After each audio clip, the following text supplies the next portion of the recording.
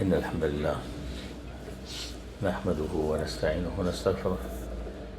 ونعوذ بالله من شرور أنفسنا ومن سيئات أعمالنا من يهده الله فلا مضل له ومن يضلل فلا هادي له وأشهد أن لا إله إلا الله وحده لا شريك له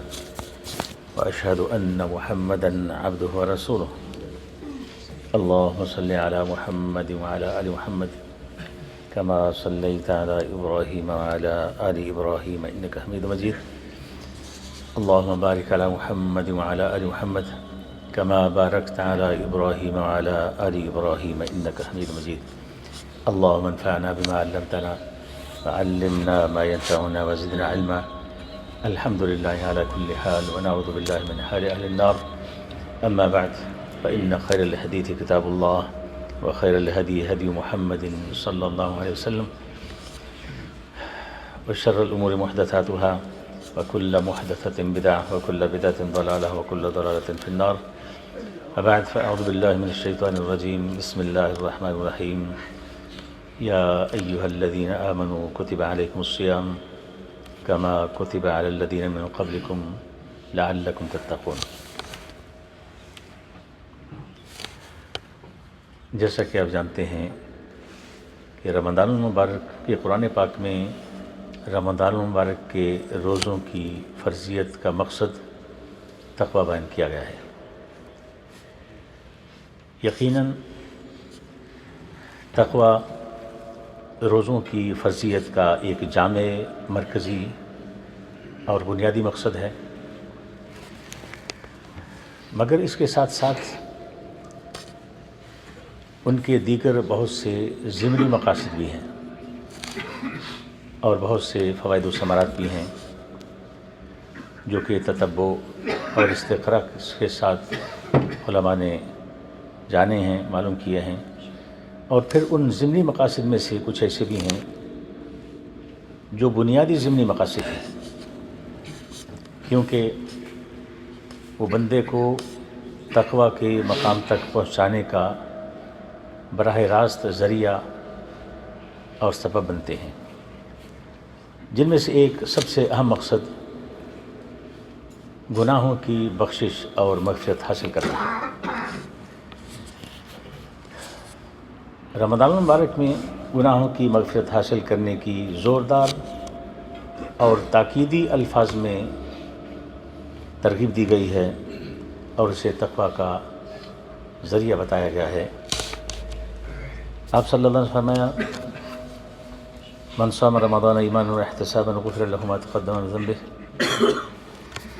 جس نے ایمان کے ساتھ اجر و ثواب کی نیت سے رمضان مبارک کے روزے رکھے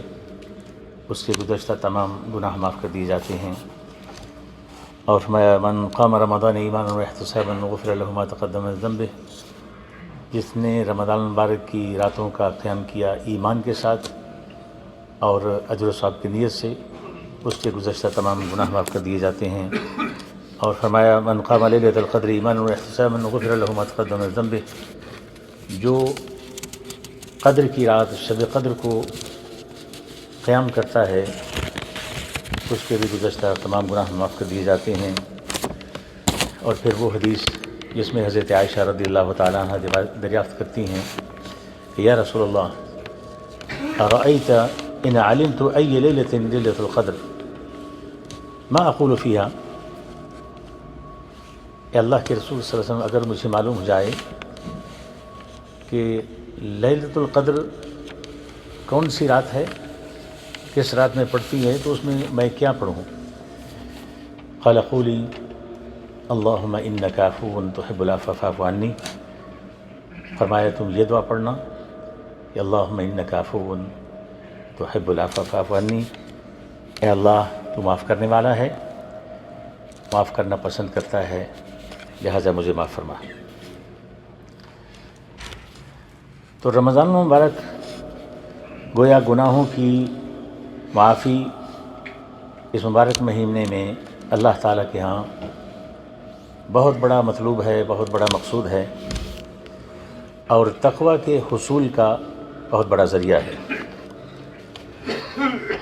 اور حقیقت یہ ہے کہ گناہوں کی معافی اور توبہ و استغفار انسان کی ایک بہت بڑی ضرورت بھی ہے، کیونکہ ایک تو انسان فطری طور پر خطا کار ہے، جیسے کہ حدیث میں آتا ہے، آپ صلی اللہ علیہ وسلم فرمایا کل بنی آدم خطاء وخیر الخطائین التوابون، تمام کے تمام انسان بنی آدم خطا کار ہیں، اور ان میں سے خطا کاروں میں سے جو سب سے بہتر ہیں وہ ہیں جو کثرت سے توبہ کرنے والے ہیں۔ معنی یہ کہ انسان کے اندر، اس کے خمیر میں، اس کی فطرت میں، اس سے لغزش و خطا اور جرم و گناہ کے سرزد ہونے کے اسباب اور امکانات موجود ہیں۔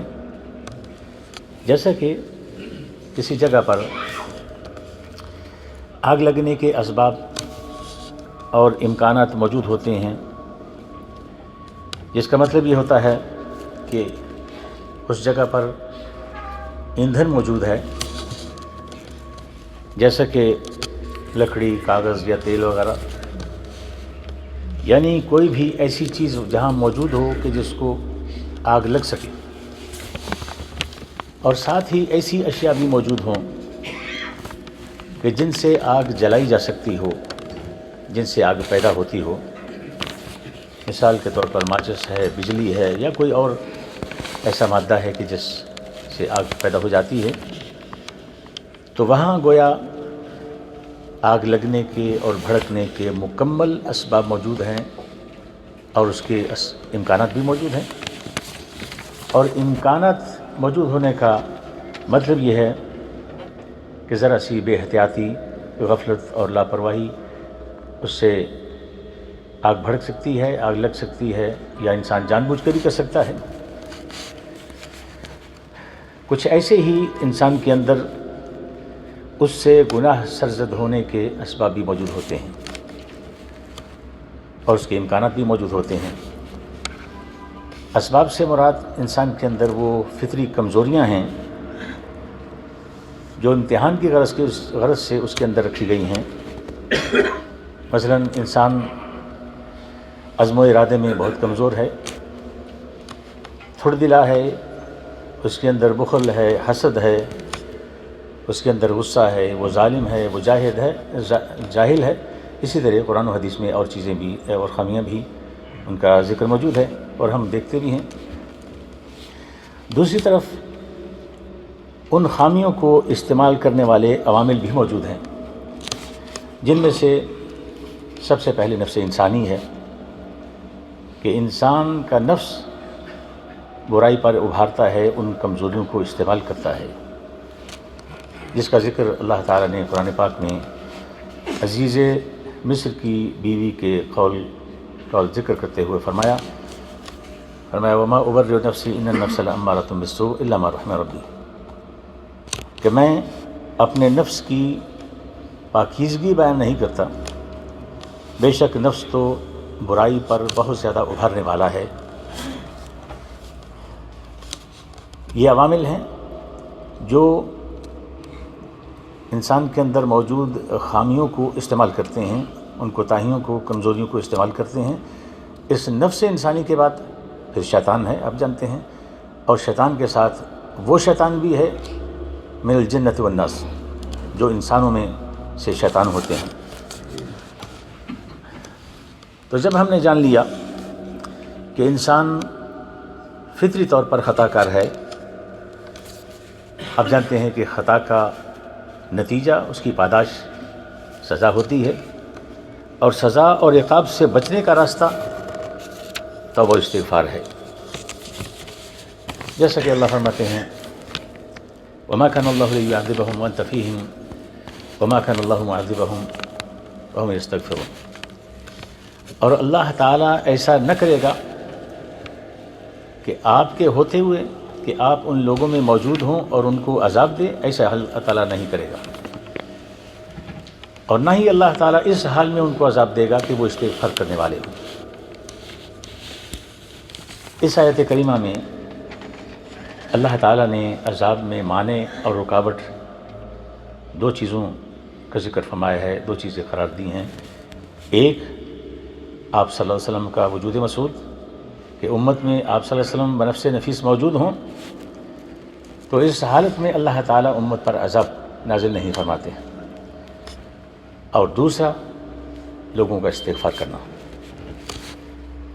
آپ صلی اللہ علیہ وسلم کا امت میں موجود ہونا،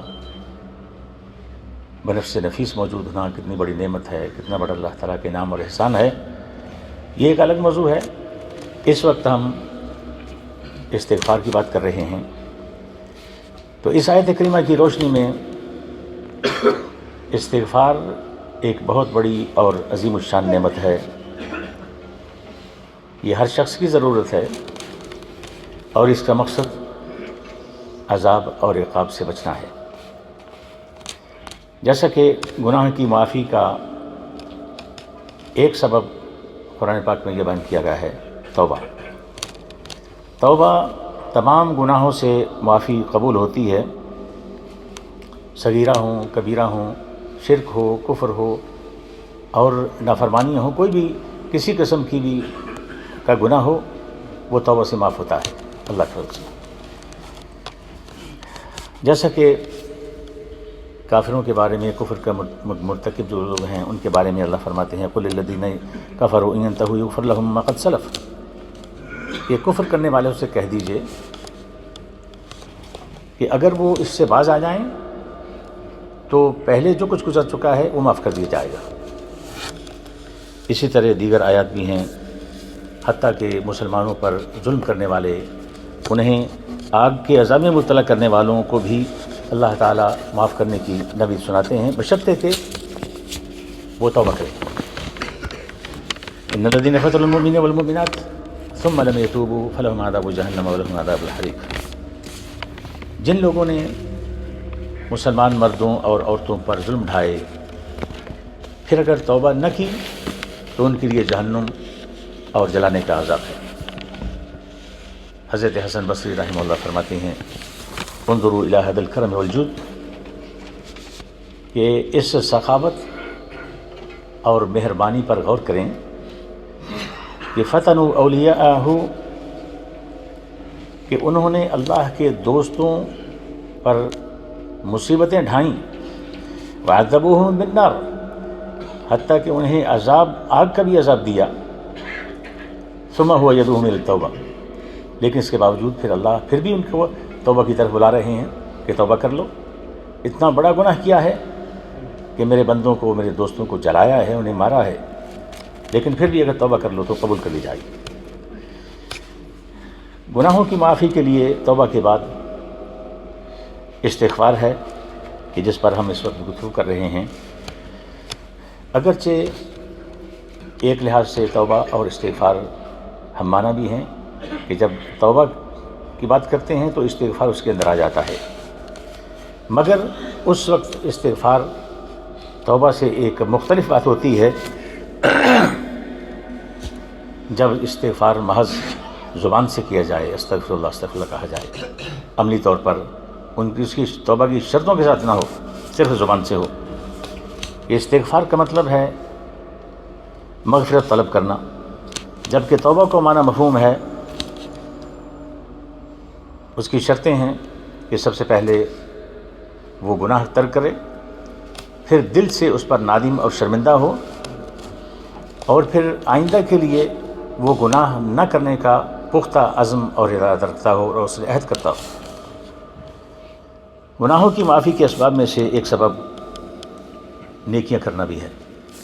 یعنی نیکیوں کرنے سے گناہ معاف ہوتے ہیں، جیسے کہ حدیث میں آپ صلی اللہ علیہ وسلم نے فرمایا ان الحسنات یذھبن السیئات،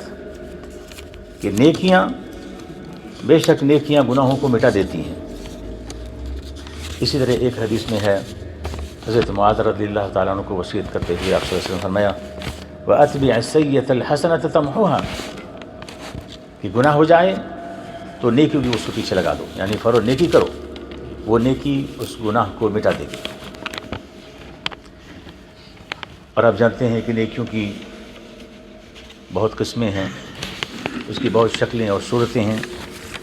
اور چھوٹی چھوٹی نیکیوں کے بہت بڑے بڑے اجر و ثواب بھی آپ نے سنے ہوں گے احادیث میں جن کا ذکر آتا ہے، جن میں سے ایک مشہور واقعہ کتے کو پانی پلانا، جو کہ ایک چھوٹی سی نیکی ہے، مگر اس کے عظیم اجر کا اندازہ کیجئے کہ صرف وہ کتے کو پانی پلانے کی وجہ سے اسے بخشش ہو گئی۔ اسی طرح ایک حدیث میں ایک نیکی کے بارے میں ہے، آپ صلی اللہ علیہ وسلم نے فرمایا کہ نزع رجل لم يعمل خيرا قط غصن شوك عن الطريق، کہ ایک ایسا شخص جس نے کبھی کوئی نیکی نہ کی تھی، کوئی اچھا کام نہ کیا تھا، اس نے درخت کی ایک ٹہنی کو راستے سے ہٹا دیا، اما كان في شجرة فقطعه القى، یا تو اس طرح ہٹایا کہ وہ ٹہنی درخت پر ہی لٹکی ہوئی تھی مگر اتنی جھکی ہوئی تھی کہ آنے جانے والوں کو اس سے تکلیف ہوتی تھی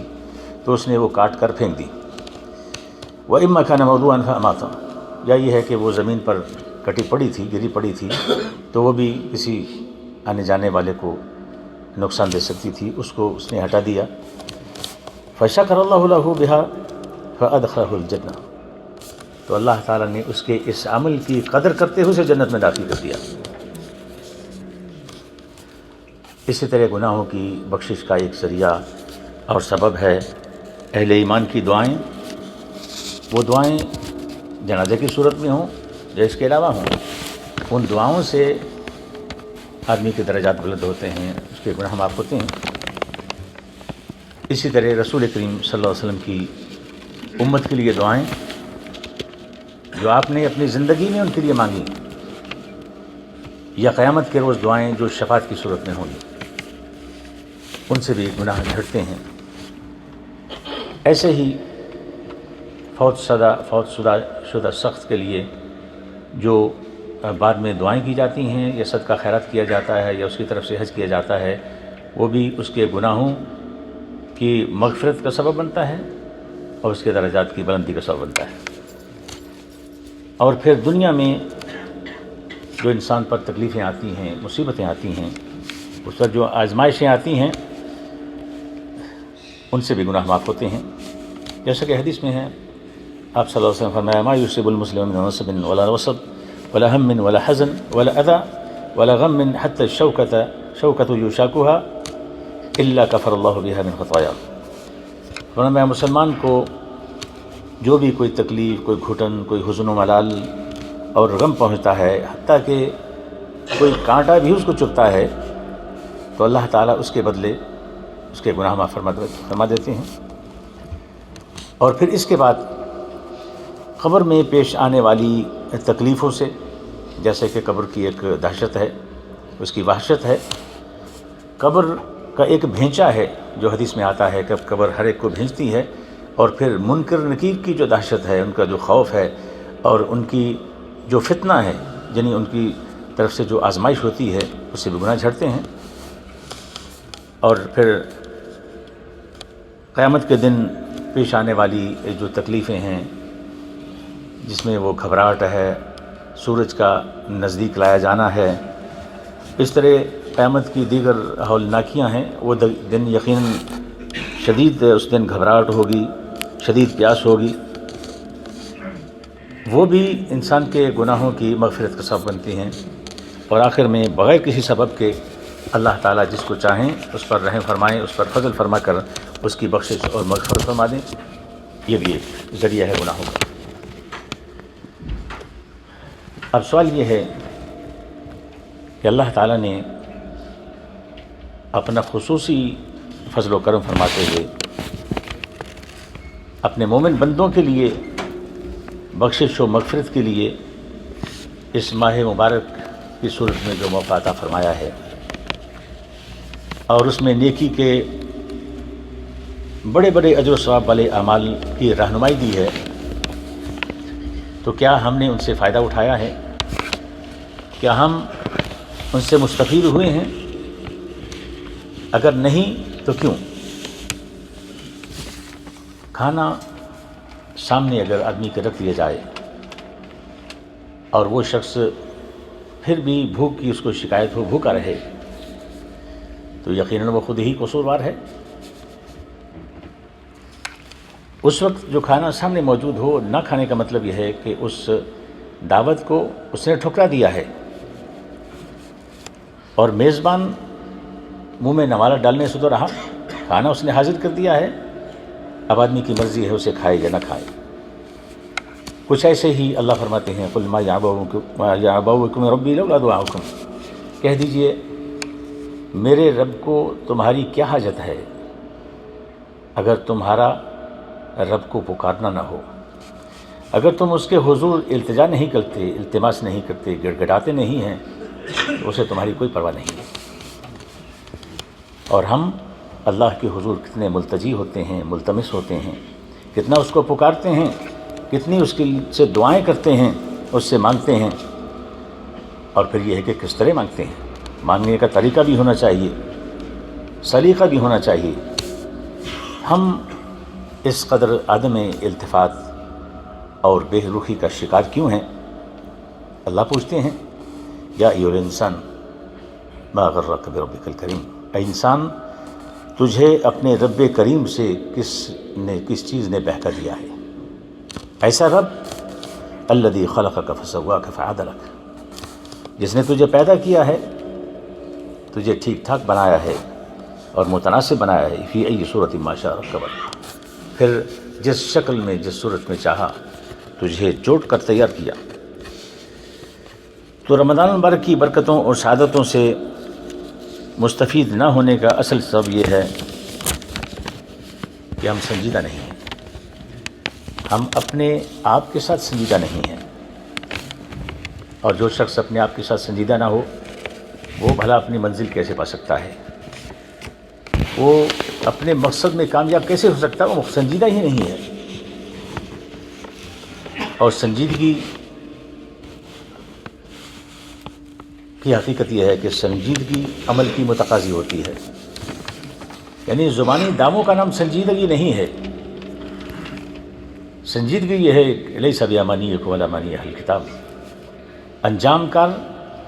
نہ تمہاری آرزوؤں پر موقوف ہے اور نہ اہل کتاب کی آرزوؤں پر، اس کے لیے عمل کرنا ہے۔ صرف اتنا کافی نہیں کہ ہم مسلمان ہیں جنت مل جائے گی، اس کے لیے عمل دکھانا ہوگا۔ اور سوچنے کی بات یہ ہے کہ اگر رمضان المبارک بھی گناہوں کی معافی مانگنے کی اس میں بھی توفیق نہ ہوئی، اور اس مبارک مہینے میں بھی گناہ معاف نہ ہوئے، تو اس کا مطلب یہ ہوگا کہ اللہ سے مانگنے کی اور گناہوں کی مغفرت حاصل کرنے کی راہ میں کچھ رکاوٹ ہے۔ اور وہ رکاوٹ کیا ہے؟ اگر کوئی جاننا چاہے کہ اسے نیکی کی توفیق کیوں نہیں ہو رہی، تو کوئی مشکل کام نہیں ہے، بہت سادہ سا فارمولہ ہے۔ اپنے طرز عمل کو دیکھیں، اپنے معمولات زندگی کو دیکھیں اور دین کے تقاضوں کو دیکھیں، تو ہم پر واضح ہو جائے گا کہ دین کا راستہ کیا ہے اور ہمارا راستہ کیا ہے، ہم کس راستے پر چل رہے ہیں اور دین ہم سے کیا تقاضا کر رہا ہے۔ اور کامیابی کے لیے کامیابی کے اصولوں پر اور ان راستوں پر چل کر کامیابی حاصل ہوتی ہے، جیسا کہ شاعر کہتا ہے ترجو النجاة ولم تسلک طریقتها ان السفینة لتجری علی الیبس، تم نجات چاہتے ہو اور نجات کا راستہ اختیار نہیں کرتے، جان لو کہ کشتی کبھی خشکی پر نہیں چلا کرتی۔ کشتی کا سفر چاہتے ہو تو وہ سمندر میں ہی چلتی ہے۔ رکاوٹ کا سب جاننے کی فکر کرنی چاہیے کہ ہمیں اگر اس مبارک مہینے میں ہماری مغفرت ہمیں حاصل نہیں ہوئی ہے، یا دعائیں مانگنے کی توفیق نہیں ہوئی، سچے دل سے اللہ سے معافی مانگنے کی توفیق نہیں ہوئی، تو اس کی وجہ کیا ہے؟ وہ رکاوٹ کون سی ہے؟ رکاوٹ جاننے کی فکر کرنی چاہیے، وہ ہم میں سے تقریباً سب کو معلوم ہے۔ اللہ فرماتے ہیں یا ایھا الذین آمنوا استجیبوا للہ وللرسول اذا دعاکم لما یحییکم واعلموا ان اللہ یحول بین المرء وقلبہ وانہ الیہ تحشرون۔ ایمان والو، اللہ اور اس کے رسول کی پکار پر لبیک کہو، جبکہ رسول تمہیں اس چیز کی طرف بلائے جو تمہیں زندگی بخشنے والی ہے، اور جان لو کہ آدمی اور اس کے دل میں اللہ حائل ہو جاتا ہے، اور تم سب کو اسی کے پاس جمع ہونا ہے۔